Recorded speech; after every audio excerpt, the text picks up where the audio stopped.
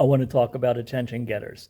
You need to have multiple attention getters because no matter how much they tell you have one and be consistent, it's going to not always work. Start with whatever your school does. My school currently does waterfall. When the teacher says waterfall, everyone is supposed to go shh.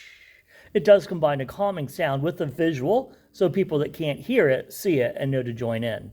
Another one that I see done a lot in my school is everybody on mute, and they use like they're hitting the television remote and hitting the mute button. There is, of course, the classic asking or telling the class to be quiet. As silly as that seems, sometimes we get so hung up on all these cutesy things that you just forget to say, class, be quiet. Of course, we do have our PBIS signal, if you have one in your school. Our official PBIS signal is to raise your hand and wait. No one really uses this in middle school, in my middle school. We do have the classic countdown from 5, which can be a much larger number than 5, even if it's 5, because 5, 4, 3, 2, their conversation's coming to an end, they're doing what you want, half, one kid is almost to his C, half, a quarter, and done. So you can wrap that down as needed. For those teachers that might be confused and sitting at their desk asking for the students to give their attention or standing at the door asking for it, get physically in front of them. Let your position and your body posture indicate your readiness for them to begin.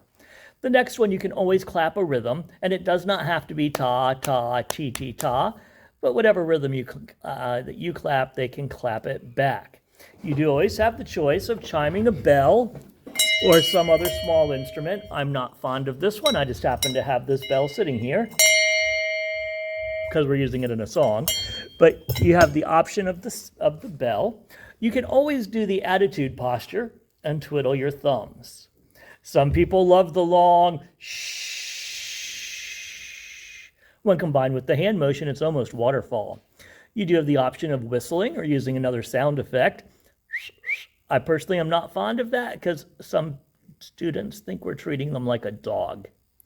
If you talk softer, not louder, it helps when they're already trying to listen because it forces them to pay more attention. But if they're ignoring you, this won't help.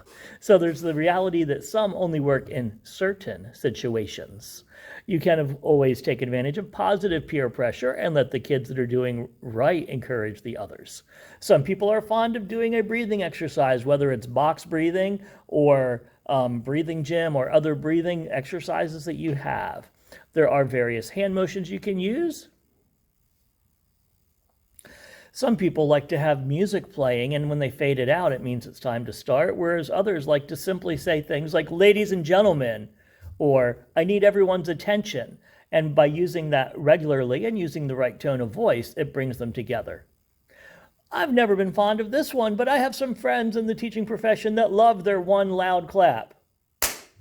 It's not just the clap, it's the motion and the posture that goes with it. We always have the reality that sometimes you need to wait. If something really chaotic just happened in their lives and they're coming in, they may not be ready to focus and learn until something else happens, like they get an emotion out or they get a story out. And while we are always on our schedule, be aware of their social emotional learning, and when needed, wait. You can always be very elementary schoolish and turn the lights on or off. If you want to be more entertaining, you can sing the directions. You have the choice of using the firm voice. And one that I really don't like is you train them with a saying, like when I say drop top, you say raindrop. Drop top, raindrop. So those are just 20-ish attention getters that you can use in your classroom.